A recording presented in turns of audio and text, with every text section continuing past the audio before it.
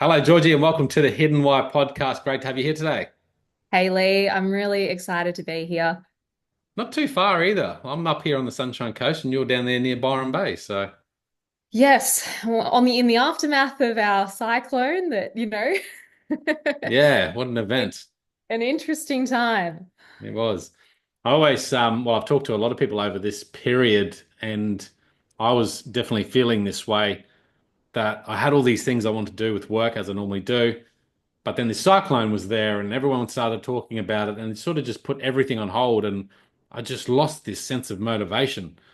And on the topic of today, talking about your work, the anxiety reset method, had a little bit of anxiety around it too. I don't know if you felt that way, Mm. but I know a lot of people I spoke to felt that way. And it's not until it passed after the rain dumped down on us and everything moved on until, Friday now, a few days later, that things seem back to normal and I Yeah, can rest a bit easier.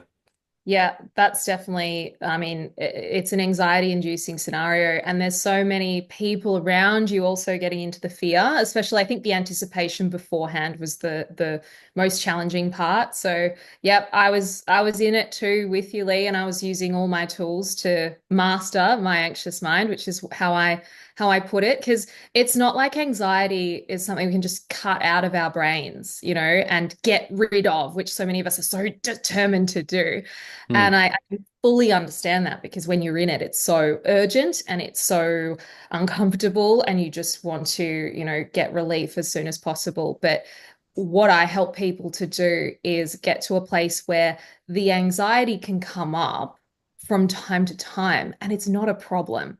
Hmm. You have power over it rather than feeling like I can't possibly have this in my life because I am powerless to it. And there's a shift that happens. And then the natural side effect is that we experience much less anxiety. But yeah, it's a process, it's a journey. 100%. Anxiety on a whole, you talk about high functioning anxiety, right? Yes. What's the difference there between anxiety as I relate to it as just, the stress of everyday life as opposed to high functioning anxiety? High functioning anxiety is best described, if I was really quick about it, as on the outside, everyone thinks you got it all together and you're pretty organized, you take care of yourself and the world around you, you get the tasks done. But on the inside, it's a very different story. And there's quite likely a mean critical voice in there that is placing tons of pressure on you. It's never good enough. You've never done enough. We've usually got perfectionism playing into that as well. Maybe we're caught in patterns of people pleasing. We say yes when we really wish we could say no. This is what characterizes high functioning anxiety, as opposed to say the anxiety where we're so paralyzed and debilitated that we're not even functioning in our lives. Okay, so high functioning anxiety, is that something relatable only to high performing individuals or highly ambitious individuals? It typically coincides with people who are highly ambitious and high Yeah, performing, partly because we're so high performing out of survival, right? Like it's coming from this place of if I don't get the best result and if I don't achieve and if I don't push myself and force, then it feels like we're going to die. It feels like we're a failure. It feels like that's it. mm, So there's a level of that ambition that I see really commonly, actually, yeah, that is coming from not really our authentic selves. It's coming from trying not to let down usually a parent, usually a caregiver, but all this stuff does go back to childhood and how we've yeah, been conditioned. So the key becomes, what are these dreams and ambitions that I have? And can I, firstly, checking in with, is that even what I actually want? Like, let's say your family always wanted you to be a lawyer or a doctor, and you yeah, find yourself in that career and you're like, I actually hate this, yeah, right? Maybe you were good at it. Maybe you worked really hard. And eventually, that pressure cooker explodes, and we get to that point of I can't do this anymore. That's usually when people come find me, is some event happens, some crisis, and that's where we are forced by nature, by life, to reevaluate and come back to mm, who we truly are. So the anxiety is a gift at the end of the day, and we can find a way to still achieve stuff in our lives, but without that sense of needing to, lest I die, lest I'm not worthy and I have to prove myself. We can kind of do it from a place of, yeah, this is fun. I want to do that because I'm playing a game in this life and let's see what happens, right? Yeah. There's less pressure in it. Yeah, okay. So tell us a little bit about your background and what got you into this field of dealing with anxiety and helping people deal with anxiety. Well, like many who end up specializing in helping people with something, it was something I struggled with. And so for me, I was that classic kind of high achiever. In high school, it worked really well for me, the anxiety. And I In what didn't way? I didn't see it as a problem. Well, it made me study really hard. It made me very Okay. conscientious of curating my friendship group and making sure that I was thriving and I wasn't one of the ones being bullied at the bottom of the food chain, which I did experience, at one point. So Yeah. I climbed out of that, but it was all quite deliberate and it served me well until I was 19 and my father left my mum very unexpectedly for a much younger woman. It was devastating to the whole family. This solid, foundation of family that I had thought was this rock in my life suddenly turned to quicksand overnight. And I was just like, how can this happen? How can life suddenly do this to you? And it was almost like worse that it happened when I was 19 as opposed to some earth-shattering event earlier in life. Like I was Mm. set up for that. And my How did anxiety that went, make you feel when you went through that? Did it make you, like looking back, question who you were, or did it make you feel like it was your fault? Like, what were your feelings when that happened? Because that's a big yeah, shift for a it is a 19-year-old. big, it is. And like from my dad's perspective at the time, it was like, well, you're an adult now, but you're still very much a child. You're still figuring out who you're meant to be and what 100%. life is. And for me, yeah, I really did question like, was I not, fun enough? What does dad not love us enough to want to hang around with us? Were we not interesting enough? Which was a big wound that I had to go and explore Yeah. at a deeper level. And every morning I just wake up thinking, like, firstly, anxiety, and then this thought of something's gone terribly wrong here. And I just wanted it to all go back to how it was. And I really struggled with that for like a number of years, actually. It took me a Yeah. long time to process, to work my way through. So then my perfectionism spiraled into a whole new level of controlling what I was eating, trying to get the perfect diet, the perfect body. Maybe then I'll be happy and safe was the sort of rationale. And that led me into studying naturopathy, which was great Mm. because it came from, my own wounds. And every time I heard about nervous system herbs, calming anxiety, stress, lowering cortisol, my ears would prick. It was just the thing that I loved to learn about. And I ultimately found a lot of answers for myself. So I started working with women with anxiety from that perspective. But then I realized there was only so far I could take people. I could give them all the magnesium, I could give them all the right foods, for example. And there's deeper stuff, right? We know Yeah. this. There's Yeah. traumas, there's self-sabotage patterns. So I Mm. studied further and I learnt how to work with the subconscious mind, which is the realm of all the things we don't know that we don't know about ourselves, all the deep fears, all the patterns that drive us and make us the way we are. And that is an endlessly fascinating world. And that's where I can get really deep results for people and got to create something that had more answers than what we were being offered with traditional therapy models. I just wanted to really help people fast track that process Yeah. and it's so beneficial for me. So that's where we are now. That's Do what you I've work one-on-one with people now, helping people with their anxiety in general? I do, yes. Yeah. And we work through a 4-month program where people actually get to graduate from me. So we're not working for 10 years. We're going around in circles and look at, there's another thing that you're doing wrong. And there's another pattern, another reason you're broken. I'm actually saying, okay, let's see that pattern and Yeah. work through it. And how can we actually help that pattern resolve for you so that it doesn't keep playing out? Which is constantly what I hear people wanting. It's like we see all the stuff, maybe we've read the self-help books, but where we don't know the how of getting through. And it's not an intellectual process. It's something we have to feel and experience. And Right. I think that's the part that is such the kicker because we just want to think our way out of it, but that doesn't always work. So, like a set of tools to deal with that You sort of mentioned at the start, but a set of tools to deal with anxiety as it comes up again and again. And as we get better at using those tools, then anxiety obviously depletes and we become better at handling when it does come up because we're going to experience anxiety at any given time in our life along the way, right? Like you have a serious incident where your parents split up or you go through a separation or your parent dies, whatever it might be. There can be trauma and crises that bring around those feelings that cause then that anxiety. Yes.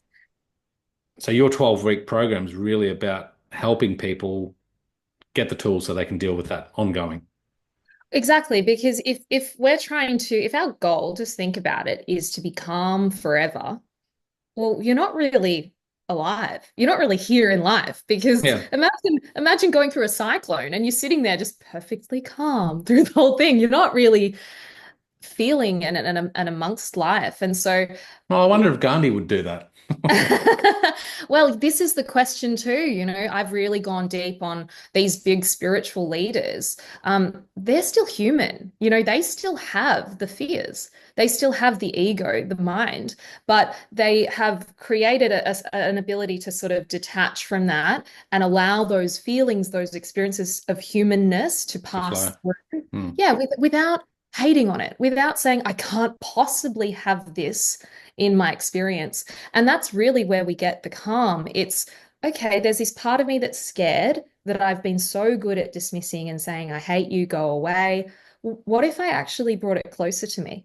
What if Hmm. I said, oh, this scared part, and I saw it like a little child, because lots of this is reparenting work.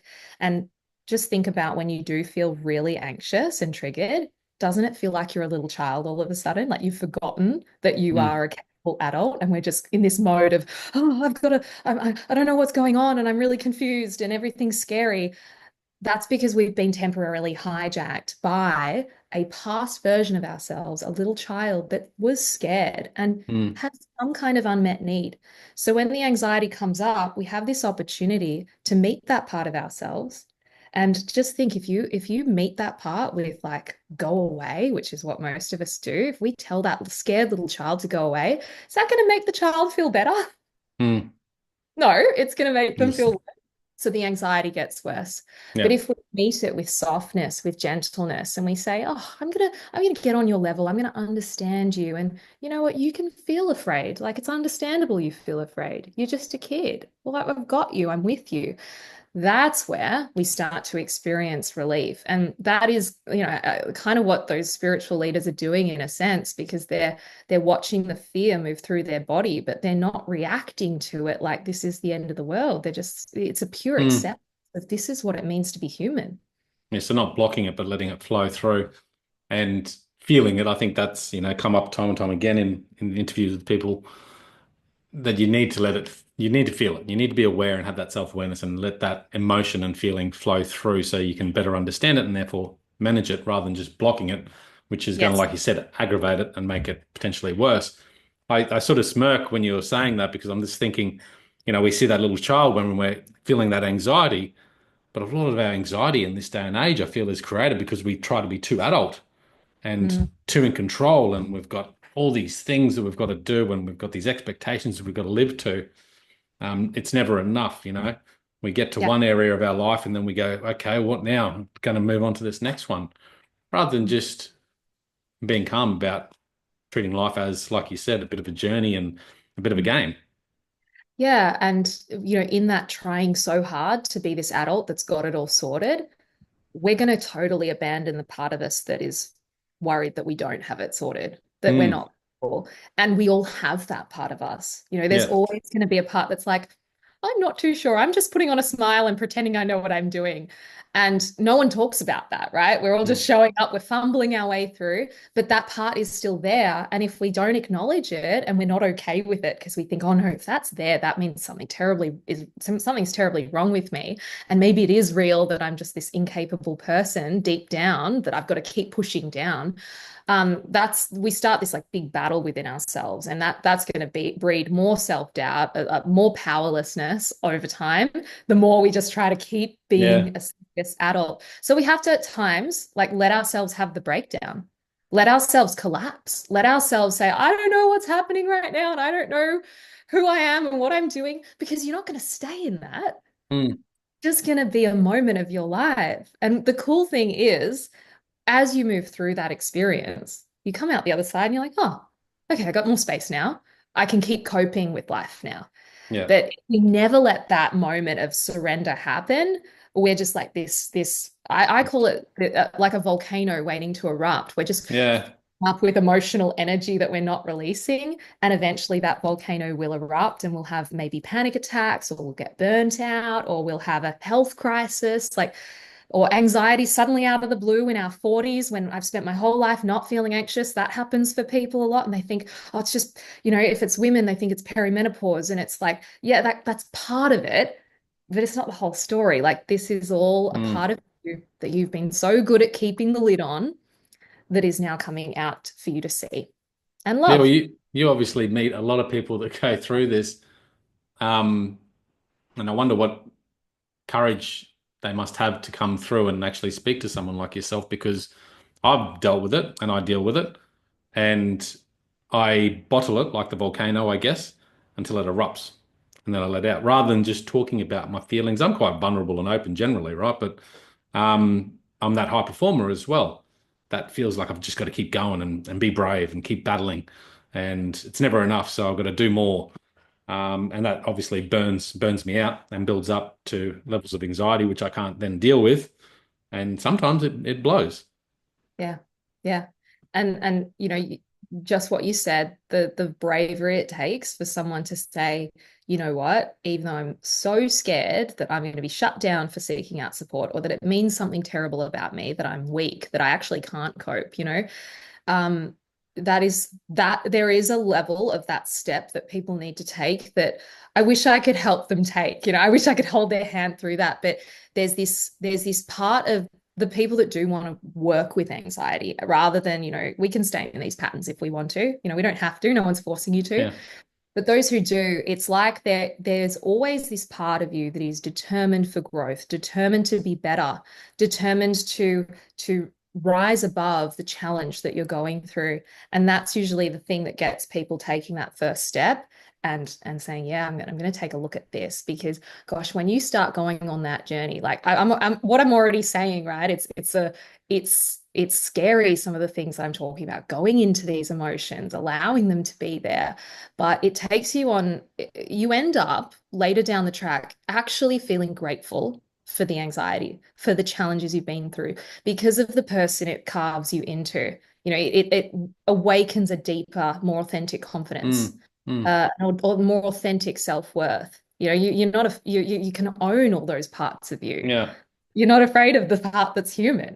Well, I think that's right. Like anxiety, if it gets to that level where it's just never ending, and maybe you get over it and it comes back, and you get over it and it comes back, you might get to a point where you just stop and give up and not pursue those beautiful things, your dreams that you have in life. And that you probably find that a lot with people, right?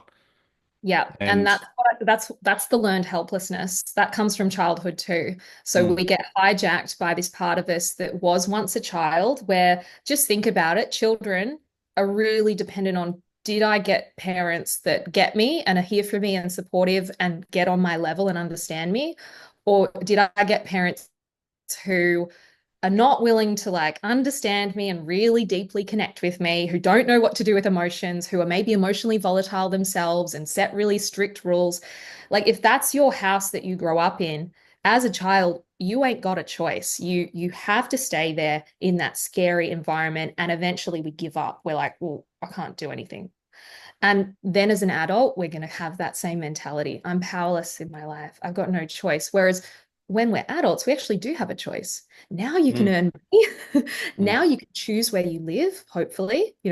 Now you can choose the people that are around you. You can make those choices, maybe not overnight, but you can start to incrementally shift things and improve your life. And that's why a lot of people's lives get better and better yeah. as we grow up, because we can make those choices. So yeah, that powerlessness is a key one to point out, but it's still that inner child hijacking us temporarily.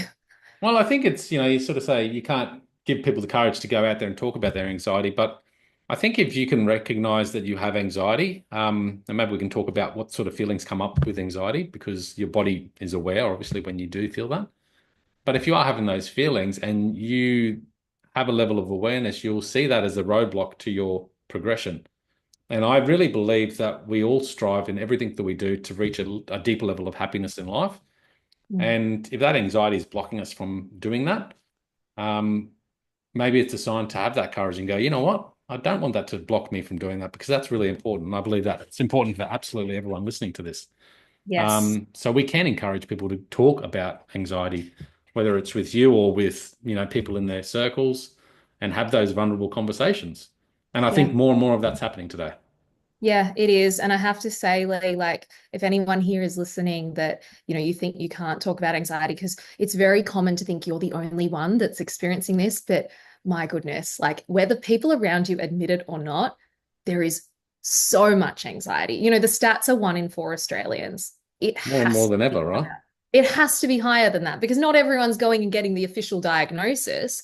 But let's talk about those symptoms. You're experiencing that you're living life mostly in your mind, and you notice that huge chunks of time go by where you have not really been aware of your physical body. Maybe you forgot that you're hungry. Maybe you're just not noticing that there are feelings in here, and that's very common. Or if you are noticing the feelings because they're getting really uncomfortable, we might have a racing heartbeat. We might have like a churning feeling in the gut. We might have a sense of nausea is a really common one, or not hungry. Um, it could go either way with appetite. It Mm, can sometimes increase, and that's a kind of coping mechanism to eat and self-soothe that way. We may notice that we're going into those unhealthy coping mechanisms. Maybe we're using alcohol every day to try and bring down that tense feeling, the tight neck and shoulders, the jaw clenching, and the mind gets lost in rumination.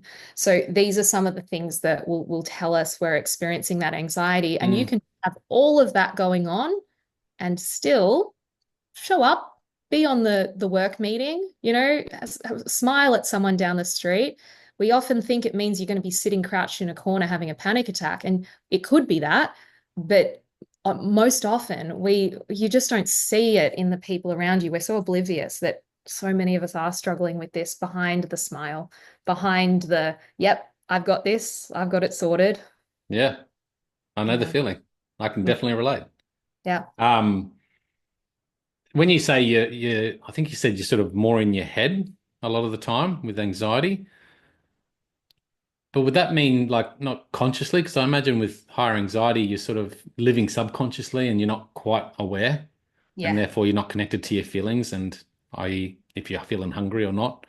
Yeah. And That's it. potentially that's why time passes too, because you're sort of on autopilot. That's right. It's very unconscious, and without our conscious awareness, we will live in our heads. We'll live in our mind. We'll be worrying about every problem that occurs. We'll think we're not good enough. Our mind will continually find problems. And that's not something that is fixable about the human condition, right? Hmm. That is part of being a human. You will have a mind. It will always find problems. It will always tell you on some level there's something not good enough about you. The trick is, how much power do we give that mind? And there's this other part of us that is observing our mind that can notice what the mind is doing Hmm. and pull our focus and awareness back into our body. And this is kind of like one of the key sort of portals of healing here is if we can watch our feelings in our body, the sensations here, and just notice them, we connect to a very calm part of us that's always there, this grounded presence that is just watching our experience. And then you get to choose, well, what thought do I want to think now? Like, I'm telling myself that, I'm doomed right now, or that there's a terrible urgency to do this thing, or that, I'm like not good enough in some way. Is that Hmm. true? You can really come back to this part of yourself and like look at those thoughts, question the stories you're telling yourself, because most of it is total BS. And you can actually now choose, okay, what thought do I want to tell myself? Yeah. Start to take more conscious command of what that mind is doing. Hmm.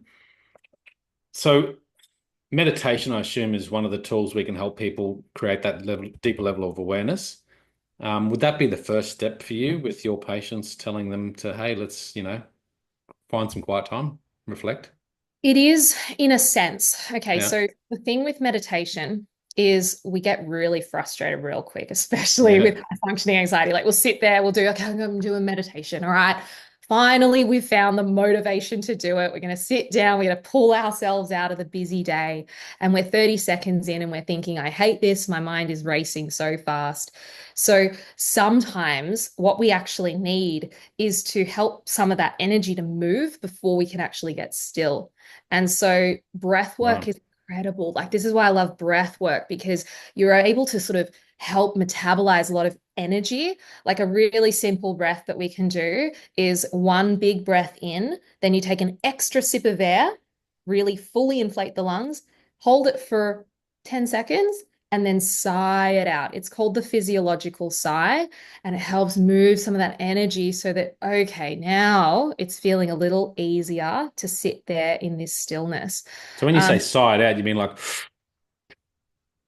kind of like, yes, yeah, if you can make some sound as you breathe out, you don't have to, but you're also creating a vibration on your vagus nerve in your throat, which is why singing, chanting, in yoga, they chant.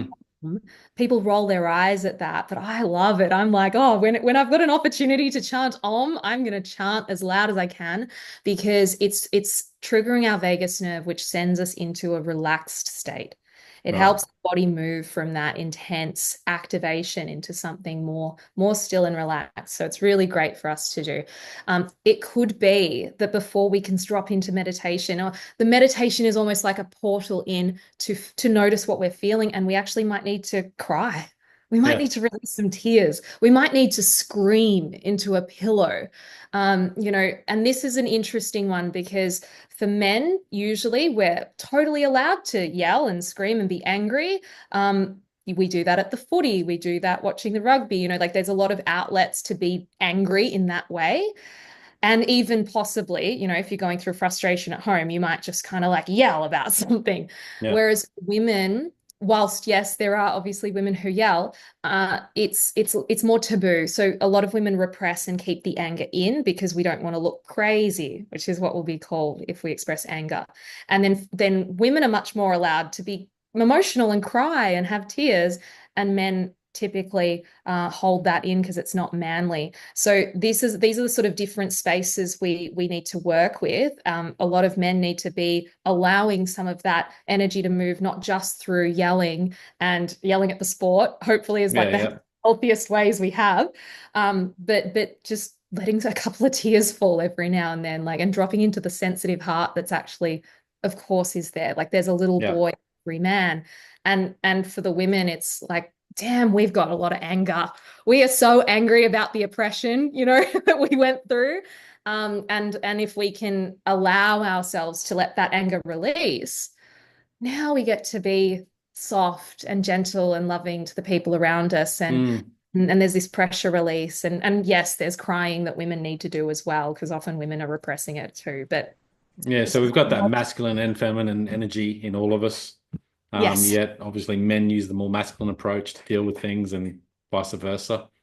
that's right. Being a man in Got to, this world got to is tap different. into the, yeah, It's different to being a woman in the world, right? Like we get yeah, different messages about who we have to be and what we're allowed to be. As much as we mm, like to pretend that everything's equal and oh, you're just a human, you're still experiencing the life through that experience of gender. So yeah, it's a whole thing. So getting that emotional energy moving is a huge part as well of you'll notice as soon as like it can take sometimes 3 minutes to just drop into actually I'm really sad right now and letting some tears move. And yeah, then, oh my goodness, like the relief. Now I've got space. Now I can meditate. So, yeah. Well, change your physiology. Like, I think that breath work's a great thing to do on the spot if you're feeling, it's not going to take a long time. But I think that raises a really good point that helps me, and that's just going for a swim or going for a walk or moving the body. And I think that's why in the morning doing it every day is a really good ritual. yeah, for And I sure. always do that before I come into meditation.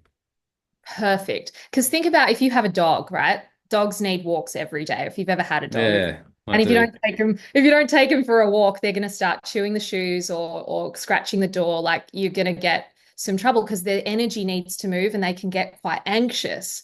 Well, we're the same. Like we're not meant to sit if your body is saying move, move, move, move because we're in that flight response. We need to flee, we need to move or fight, which is I need to again, still a call to take action and Yeah, move.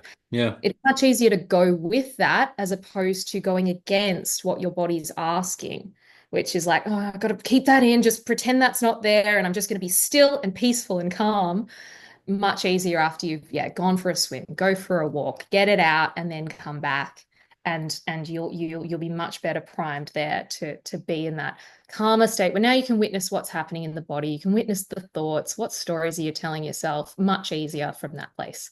yeah, cool. You've got obviously a lot of tools in this 12-week program that you run to help people go through this. Um, I think meditation and self-awareness is great. And I was just having another chat with another lady about burnout and stress and all that sort of thing. And I think it's one of those, maybe 12 weeks is fair, but I also feel that there's so many different modalities of meditation and mindfulness and awareness that you really need to play around with it and just trial and error it. Because it's going to be different for everyone and what works for you and comfort and where you're at right now. And can you spend 2 minutes doing some breath work, or could you spend a half an hour sitting there and omming? Yeah, spot on, Lee. And we're all, the authority in our lives, like to figure out what the best recipe is for ourselves. Like we all want someone to just say, do this, like do these Hmm. three things, now you're fixed. But so my work's really a bit of a tasting platter. We get to Yeah. try. I encourage everyone to try one or like everything, try it at least once or Yeah. twice, even Yeah. if it's uncomfortable. Because there are some uncomfortable things. Like some of the things I get people to do is like write a letter to yourself that's purely kind and loving, telling yourself like all the positive attributes you can see in who you are, not just Geez, yeah, I should try that. That's a good one. not just what you've achieved as well. Like what about the person that you are? What about the being that you are, the Mm. enoughness in you? That's a real challenge for a lot of people. But I Yeah. try it because that's a level of discomfort that's going to help you grow, and it's going to be something that's beneficial. But I also encourage people to try like cold water therapy. So having your regular hot shower, then have 30 seconds of cold at the end. Now, some people love that. I love it because I see multiple benefits. There's the physical benefit. It cuts through that rumination in the mind because it's such a Mm. shock. Brings you back into your body. You can't help but feel your body. It's also activating the vagus nerve, so you're calming yourself that way too. But there's a mindset component of this is uncomfortable, but I can do it, and you show yourself you can do it, and you can start working with your thoughts around it too, rather than saying, oh, I'm not a cold person, I could never do cold, this isn't for me. But yeah, some people really embrace that and love it. Some people they do give it a go, but it's just not their thing, and that's also okay, Yeah. right? It's not like if they don't do that, they'll never experience any relief. Maybe we just try something else, Yeah. There's Well, it's always more the something. foundations, I suppose, setting those foundations up and then trying different things within each of those that That's works right. for you. That's right. Yeah. But if we're not taking care of ourselves with sleep, if we're not feeding Mm. ourselves regular meals and enough protein for stable blood sugar and things like that, like those things are gonna have an impact. That's gonna be hard to get around Mm. for anxiety if we're still ignoring the parts of ourselves that are calling for our love and our acceptance. It's going to be hard to get around. But then there are those bonuses like these sort of, okay, here's a tool that's going to get you feeling more grounded right now. That's where we've got a lot of room to play. What do you think the biggest issue that we're facing right now as far as anxiety in our society is concerned? Loneliness, Okay. disconnection. Yeah. I think that if we could organize ourselves as human beings in a way where we were in these supportive groups where the pure aim was how can we get a collective win here? How can we get everyone getting what they need? And not Mm. just like, here's the money you need, here's the food you need. What about here's the love and care you need too? And it's never too much what you're asking. Mm. Uh, that would be huge, but we're so far from that, right? We got more people than ever living alone. We have a real push for this independence, hyper independence, like you do have to do it all on your own. And that's really hurting us, because we are tribal beings and we still haven't figured out the formula yet for how can we as a collective humanity see like meet what we need as a group and Mm, meet what most of the individuals need so that we can all benefit and thrive as opposed to what we have now, which is a win-lose dynamic. I win and you have, like, for me to win, you have to lose. I'm going to get my way, you're not going to get your way, mm. which is very unfortunate, but doesn't have Yeah. to be that way. Yeah, I think that's, the connection piece is huge. And how we create more connection, I'm not sure. But I think creating space in silence and time, and switching things off when we're with people, very important. Yeah. And I think about this myself because I'm a busy person and I like to be busy. But if I can just switch off for 15 minutes or half an hour and not look at anything, and it's very uncomfortable, right? And we've got such this attention deficit disorder now where we have to be constantly checking in and getting that dopamine hit. To be able to put that down for 15 minutes and connect with the person that you're with is uncomfortable, but the health benefits of it are much more significant. Yeah, yeah. And Lee, we're doing it right now. Like this is connection. Yeah. Actually, like taking a moment to pause and actually talk about the deeper stuff that's going Mm, on. Imagine if in that moment where you're sitting next to someone, let's say it's a family member or a close friend, and you put the phone down, you say, "Oh, I feel really uncomfortable trying to put my phone down right now." Imagine actually sharing that, because chances are the other person's also on their phone and they're like, "Oh, I feel weird putting mine down too." mm, And now we've come back to connection. But it takes being able to connect with yourself to then be able to, relay that information to the other person. It takes that self-reflection. yeah. So this is where there is, this message of you've got to know yourself first or love yourself first before you can, love and connect with others. But I think that message has gotten skewed into, isolate yourself and go off and do your inner work and only come back when you're perfect to be loved. And then you can kind of participate with others, where it's much more of a dance. It's much more of a coming back to self, looking out at the others, talking to them, coming back to yourself. Yeah. Yeah. Generally, we're all in it together. We all have, in our own unique ways, different levels of anxiety and different things we're dealing with. And Yeah. we all have the society we live in. So everything that's coming at us is coming at all of us. So Yeah. it's kind of cool to talk about it. Yeah, this is Um, what I mean. Like we can talk about it because we're all going through it. If you are struggling or like you're feeling the intensity and the pressure of like, damn, life is a lot. Like chances are, random person down the street getting a coffee next to you at the cafe, like they're going through that too. hmm, Just imagine what it would be like if I know it would be possibly feel uncomfortable or weird, but like imagine if we did look that person in the eyes, like the stranger, and just actually say like something a bit more meaningful, like how are you going? How's life? hmm, you, life's crazy at the moment. That's why it's nice when we go through something like a big cyclone, because did you notice we could all suddenly connect on a mutual challenge we're all going through? hmm, And it wasn't weird to say something to the stranger because it was yeah, like, yeah, oh, did you get much flooding at your place? We hmm, could actually talk. yeah. So, yeah. There's opportunities everywhere for deeper conversations, and I do appreciate your conversation today here on the podcast, Georgie. Thank you for coming on. Where can people reach out to you, connect? What's the best avenues there? The best place to find me, I hang out most on Instagram at Georgie the Naturopath, but you can also check out my website, georgiecollinson.com. There's some free resources and things there, and you can dive into my world and let's connect. It's awesome. Guys, I'll put all the show notes in the link at thehiddenwhy.com, including the book. So pick up a copy, because I know 1 in 4 or more are dealing with anxiety. So it's probably a beneficial read to go through that. Connect with Georgie online as well. Link to a website, Instagram there on thehiddenwhy.com. Georgie, thank you so much for coming on. Thank you, Lee. It's been a pleasure, really. Guys listening, live more fully, have more meaning, find more joy. Talk soon. Beautiful.